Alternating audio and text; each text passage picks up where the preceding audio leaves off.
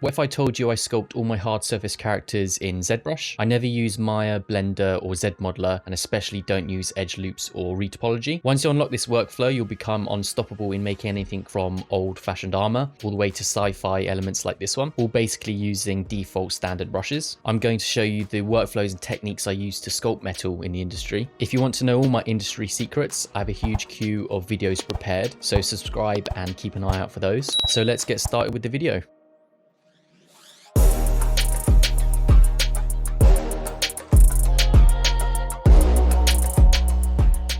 So the first tip comes from the concept stage and it's being too scared to let the brush do all the hard surface work. So you don't need all these fancy little brushes. All you fundamentally need is something like a dam standard, which is good when you press Alt, you can create form and structure. And then on top of that form and structure, you can use things like trim dynamic. That's going to create hard surface edges. Or if you want to polish that up, you can use H polish, and that's just going to make it nice and clean. So if you saw in this process, I added a lot of shapes quite quickly. Three methods I use. The first one is when something's unmasked, and with the gizmo, if I hold control, I can duplicate that off or use the move gizmo. The other one is using a brush called IMM primitive, and then that gives you options to insert a specific primitive, whether it's a sphere or a cylinder, and you can just draw on the mesh or actually switch that out. The third is just duplicating part of the mesh, so come to duplicate and I can push that up to the side and create other shapes and forms. Using the H polish, the trim, and the dam standard, the move brush, I'm just going to kind of polish this to a higher degree and speed the video up so you can see how I approach it. Cool, so that brings it to a stage where you can rinse and repeat this technique I'm going to show you here. So the first thing you want to do is usually split sections off. I usually like to work from a very muddy surface-based Dynamesh. So for example, we take this front piece, it's obviously very sharp. Now to replicate that in what we're doing now is concept sculpting, you get the dam standard, and then to create this 90-degree stepped process where there's a transition of form, I'm going to use dam standard with the Alt button, and then that's going to do an inverted selection. It's going to bring the corners out, and then you can couple that up with the normal dam standard on the internal edge. And then what that's going to do is basically create this lovely 90-degree angle. So obviously it's not perfect, but you get the idea of how the structure is formed. And then if you want to clean it up later, you'd come back, maybe do a ZRemesh. But what I like to do and what we do is come in with something like the trim brush. And then so with the trim brush, you can just go back over this and sharpen up your corners. And if you want to be really religious about it, you can use the H polish. And that's going to be really good for selecting a surface. We can see this section is quite convex, but if I want to sharpen that angle up, I can use the H polish. Nice thing with the H polish brush is I can bring it right to the edge if you look at the size of that brush. And even though I'm bringing it right to the edge, it's not affecting the edge that I want to keep, which is that vital transitional line. So quite easily with sculpting, you can create hard, sharp surfaced edges. You don't need to use something like Blender or Maya to actually physically create that geometry. Another practical example is we can make use of masking. So you don't even have to use anything like Booleans. So if I take this under armpit section, obviously that doesn't exist on the armor. I want to bring that in, so I could get a mask brush. I could basically mask that area where the arm is coming out. I can then control click on the outside, invert it. Instead of a brush, I could use the move gizmo, alt click on the surface, and then just use the red gizmo to bring it in. And then that's obviously giving us our leading edge. And then we use the previous technique of using H polish and trim to basically neaten that up. And if the edge is a bit too thin, you can bulk it up with something like clay buildup or a clay brush. So in addition to that masking, you can actually come and change your mask setting if you hold control and then switch that to a mask lasso. And that's going to be really useful for protecting certain areas. So for example, we've just made this front panel. I can draw over it and focus on another section, and then hold Control Alt to unselect certain areas. That just means I can get a very big trim dynamic brush and start to polish areas that I just want to see a flat leading surface on. So here's another section. It's the triangle piece just above the chest plate below the neck. Now it might be tempted to bring in another object or shape something on top of this, but it can get quite confusing if you have lots of subtools, and especially at the concepting stage, we want to be able to move things fast. And so what I take preference on is using the similar techniques is just a mask pen brush and then roughly etch out that shape. Obviously we can refine it after. And then if you invert that mask, I'm just going to use normal brushes or something like a clay tubes to bring out some geometry, and then use the previous techniques of the dam standard, the H polish. And then the benefit that gives us is that we can move it all together and then refine it later and replace it. So if you look at that, that literally took 30 seconds, and you can clean it up as much as you want. Say for example, this transition's annoying you, you can just use the damn standard, then use an alternate version. But as long as it looks good from a distance, then that's all that matters. And then when you do want to make changes, obviously if we're trying to match the reference back here, we can see that this is a little bit thinner. So we could just get the move tool and everything's going to move with it. Now there's another section here that's attached to the breastplate. It's not a separate object. It's actually a continuation of the upper armor. So how would you sort of like approach that? What I would do is I'd get the mask pen and I would just mask the section beneath it. And then you'd obviously continue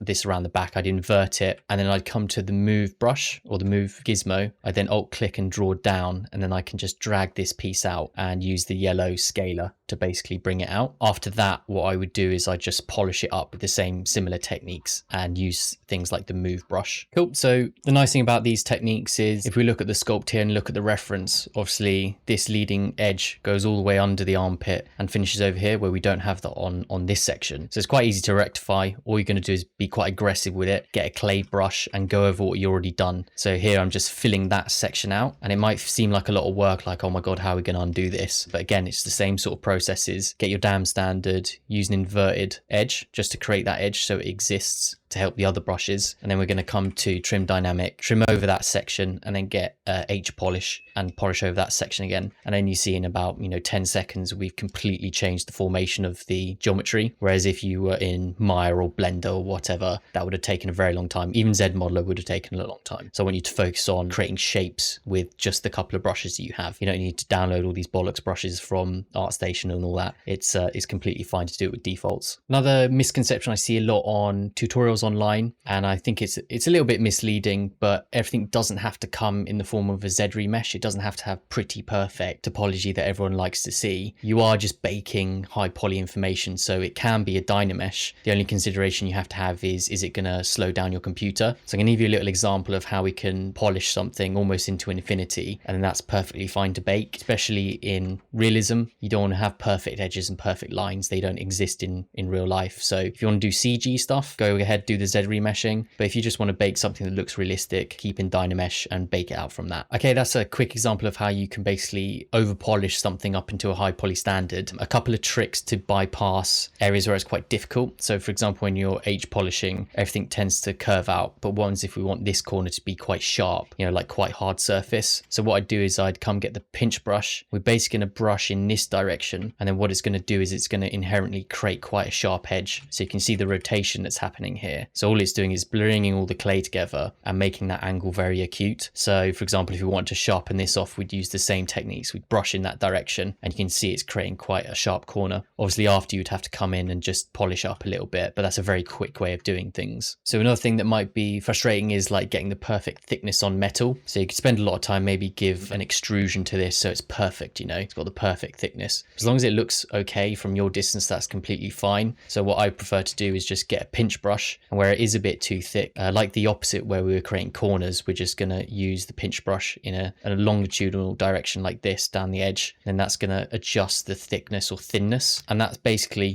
within 5 seconds we've created that, we've foreshortened it. Whereas if we did it the other way around, we'd have to sort of like split this off as a panel, extrude it, use the ZModeler, all for the sake of just using an arbitrary unit that indicates thickness. So the beauty about this process as well is if this was stuck subdiv geometry, we'd find it very hard to make some edits. But say you want to create something and take some liberties with the design. Say for example, I want to add a latch here, or a bit of inspiration came. It's very easy to go back in and adjust that. So say for example, we wanted to make a hole here. I could just sort of mask this area out, clean up the mask with the inverted section to make it a bit more squared off, and then I can invert that. And then now we're obviously just affecting this area. I can get something like a clay tubes with Z sub and basically eat into that. So that's also a cool way of creating nooks and crannies. Maybe there's a dent or a scratch, so you could do it that way. But for this, we're just trying to create some form. And now I'm going to use the same technique of holding Alt to create that inner edge, almost that square. And then I can use H polish to polish that all up. And quite instantly, we've already got our design across. So clean that again, we can use the pass technique, go to pinch. And I'm just going to radiate from that to sharpen up that corner. And I'm also going to radiate out to sharpen that corner. It makes this bulbous area on the outside, but I can just get a trim dynamic or an H polish and just polish that out. So that's a very quick way of creating hard surface surface shapes. Another process we can do is a Boolean operation. So a Boolean is where we cut one shape out of another. It's very common in manufacturing processes, how a majority of things are made. So in ZBrush, if we come to append, I'm just going to append a cylinder 3D and then position that into the arm. Then I'm going to place that directly below the place I want to cut it out from. And then I'm going to click this little button which says subtraction from the subtool. So it hasn't been activated yet. I'm going to come to the original base mesh, and then I'm going to come and activate live Booleans. And what that's going to do is basically like cut out from there. And that's a good way of making hard surface elements. It's all being a live Boolean. I can actually come back to the object I was cutting out and move that about just to preview it. And I can also press Shift F to see the effect that it's having in the original mesh. Now, if I want this to bake down to the actual geometry, I have to come down to Boolean, and then there's a button that says make Boolean mesh, and that's going to create a mesh with the cutout, and it's going to get rid of what we were. So as you see, it's made another tool, so outside of our current tool. So I'm just going to select that one, and as you can see, I can basically smooth this mesh. It's got its original geometry, so I might want to re-dynamesh it, and then from here I can continue with the previous techniques of just like polishing it out. So now I'm going to show you the tricks for surface detailing the metal, and obviously it's going to be different depending on the metal that you have, whether it's like a very corroded Canon old metal or it's brand new metal. So usually I just use this standard brush. I'm going to change this to a spray, and you can, if you want, change the alpha if you want it to be a little bit sharper. This is okay for me for the time being. And what I do is I just brush over the metal, and then that gives a very corrosive oxidized effect onto the mesh. We can also do the inverted version of that, and that just gives it some more interesting information. Then after that, what I do is I get a trim brush, and I just lightly brush on top of that just to get rid of any bumps that are making it look non-metal, and I'll brush it until it has a very hard surface looking effect. The other one I use also is making use of masking. So I'll just dot on the object, sort of like these different kind of shapes that are connecting to each other. I'll do them all at once. I'll then get a mask, and then I'll do the inversion. So holding Alt, and I'll just create some different shapes. You can sharpen or soften this mask by just holding Control and Alt and clicking off into a spare area. And then what I'll do is I'll invert it. So Control click off to the side, get a clay tubes brush, holding Alt, and then just skim over the surface. And then this is going to introduce sort of like pitted noise or dents or malleting of the metal. I then come out of that. So I'm going to eat into this with Damn Standard just to get rid of any shapes. Also hold Alt if I want the surface to come out a bit more, almost like a bit of a shelf. I'm not worried how soft it's looking because I know afterwards I'm going to go over with an H polish and it's going to get rid of all of that. And then what I'll do is get the H polish, and then I'll just feather over it just to create different surfaces and harden out any bits that are looking a bit too clay-like. So you can spend a lot of time doing that. You could also use the pinch.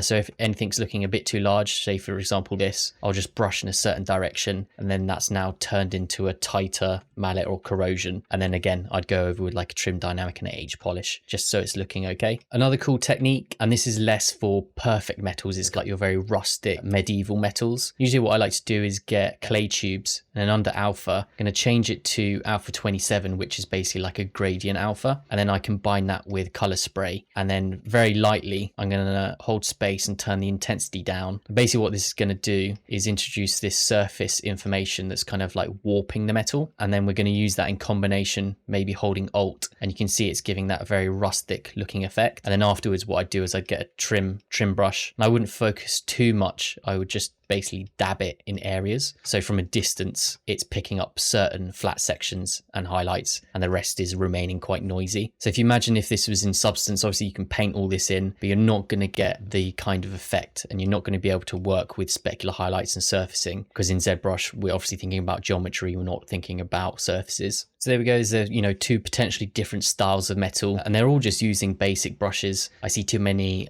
paid brushes that don't actually do much. They are less adaptive to different situations. So obviously we've used pinch, Damn Standard, trim dynamic, H polish, and we've managed to do an entire array of types of metal. So try and keep to the defaults and don't be sold on those sorts of things. Another one to remember when it comes to metal is obviously you want to break up any lines that are a little bit too perfect. So this is very simple. I'll just get the line with a Damn Standard and then come back over it with either a trim or an H polish, and that's just going to give it a bit of more pinching information from a distance. You can go as hard as you want with this. Another cool effect is if you have enough geometry, so I'm just going to put some extra Dynamesh divisions here. When focusing on an edge, especially when it's quite an obtuse angle, what I'll do is I'll get an H polish, and instead of going down on the side with an H polish which creates this perfect edge, I'll basically lead my brush either side and push it left and right and go either side of that, and it's basically going to create this horrible internal line. And that's how normal metal is made. So, or traditionally how it used to be made is obviously they get a hammer and then start bashing it into shape. So the more you can can replicate that in your sculpting, the more realistic it's going to come across. So for example, we've got this sort of like wobbly effect, and I'm liking the surfaces it's doing, so I'm just going to lead out from that and just keep dabbing H polish. If you wanted, you can also change H polish to a square like an alpha 28. That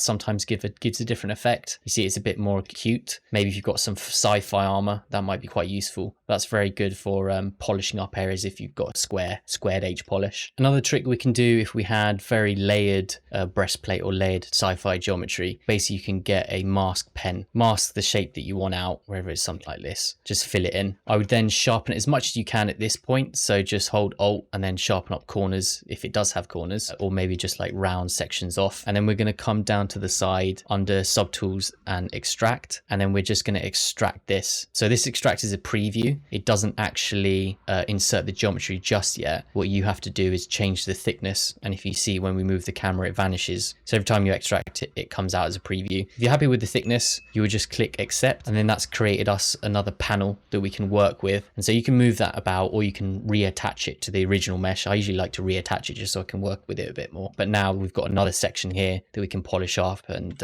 if we want to sharpen this corner, obviously use that pinch effect where it creates those corners. Or at the same time, what you can do to sort of clean this up, you hold Control and Shift, and then we've got some knife curve or clip curve or trim curve. Just experiment with what they do. I usually use the knife curve, and it used to not exist, so that used to be quite frustrating. And then with Control and Shift, what you can do is just draw these lines, and it's basically going to cut nice surfaces. So with your panels that you extract, you can basically come over and cut shapes into it. Now, if you wanted to do a corner, what we have to do is hold Control and Shift. I'm going to draw a line, and then I'm going to let go of Control and Shift, and then I'm going to double tap Alt, and then that's going to create a nice little right angle. And then when I let go, we've got that nice surface. So lots of options there. That one's usually a little bit quicker if you don't want to continue on the main process of just like sculpting everything. So I'm going to give you a sort of like another bonus one. There are so many different hard surface techniques. I'm probably going to make another video out of that. So if you are interested in learning how to build up hard surface stuff, make sure you subscribe and turn notifications on, because I'm going to release them. They're basically all scheduled up. Now, let's say you've got something like this, and it's going to be quite hard to create the helmet, for example, because it's not one continuous piece of metal. It's totally okay to start to split that up. So you could create another bit of geometry and work on that. What I usually prefer to do is just mask the sections, split them, re-dynamesh them, and then start to work on it from there. So if I hold Control and then come into Mask Lasso, I'm just basically going to select the lower portion of that helmet. Just make sure it's all selected. And then I'm going to come down to Split on the side panel, and I'm going to go Split Mask Points. Then that's going to give us two objects. So if you press up and down on the keyboard, you can see them both. We've got the top section of this helmet and the bottom section. And so what I want to do is come to Geometry and then just quickly Dynamesh that. And what it's going to do is it's going to close that hole, and it's going to reform the geometry intelligently. Don't have to go up to Subtool. I can just press down on the D-pad because I know that was extracted, and I can just hit Dynamesh again. So it's a very, very fast process. And then if there are any artifacts, you know the tools we're going to use. We're just going to use Trim Dynamic just to get rid of that, maybe H polish. Press up on the keyboard, and we're just going to trim this and just neaten it up a little bit. Come out of solo mode, and now we've got our two sections or two units that we can start to work with. And now I'd go on to another part of the arm. I wouldn't focus too much on this. I'd sort of want to finish the whole piece first, but it'd be very easy to come down, say for example, I'll click that subtool, solo it. Like another technique we already used, just create that inner section here with the mask. I can then invert it, Control click off to the side. Now this is a horrible mask, but oh well. Come to the move tool or the move gizmo, and then Alt click on the surface, and then I can just press that green arrow, bring it down, although we've already masked. Let's just mask the bottom here and bring that down, and it's basically going to give us that internal transition, and then we can see how it's basically going to preview. While you are concepting, and if it's annoying you that it's a little bit too noisy or there are some pixelated areas, what we can use is on the side panel under geometry, you can come to clay polish, and the default settings are pretty good, but basically what that's going to do is going to try and find some edges and polish your surfaces. So I played around with the metrics here. You can change the sharpness, the softness, and it's going to create all sorts of different surfaces. So if you focus on making some clay that looks hard surface, and then you can just hit clay polish afterwards. What I recommend, as soon as you've done that, just make sure you unmask it, because it goes through a process of masking the object. If you see here, it's actually making my brush slightly strange. It's because it's secretly masked, so just make sure you clear the mask before you start sculpting on top of it. So there we go. If you apply a couple of hours to it, you can certainly get something that looks very hard surface, especially from a distance. Then if you did want to refine it a bit more CG, you can use something like a ZRemesher. This process is very simple. Just using a couple of brushes, the dam standard, the clay, the H polish. We're not trying to overcomplicate it. We're just trying to use those brushes very well, get used to using those brushes and how they can make different sort of metals. And then once you're confident with those, you know, you've hotkeyed them to a couple of keys on your left hand, quite easily you can make all manner of shapes that your mind can imagine, and you don't have to rely on different shapes from, you know, like insert meshes or booleans, very specific types of geometry from 3D software. It's a very creative way of creating hard surface geometry. So if you enjoyed that video, please like it, subscribe it, and do all those sorts of things. Also, there's the Discord community channel on 3D Mutiny down in the link, and that's basically where I got this video suggestion, which was about making hard surface, so I thought I'd just make it very quickly. Also, there's an email where I'm going to be releasing loads of free videos based on industry stuff and videos that I wouldn't usually release on YouTube. So check those out, and I'll see you on the next one.